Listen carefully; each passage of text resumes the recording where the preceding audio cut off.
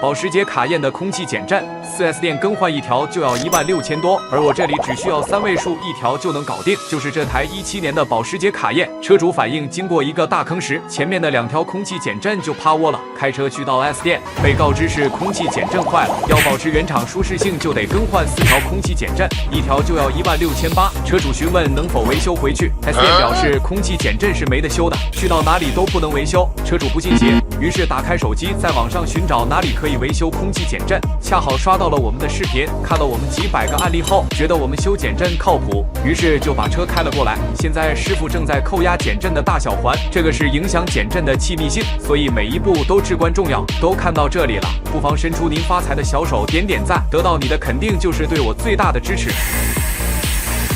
最后就可以按照原厂顺序组装回去。如果换作是你，你是选择更换还是维修？评论区讨论一下。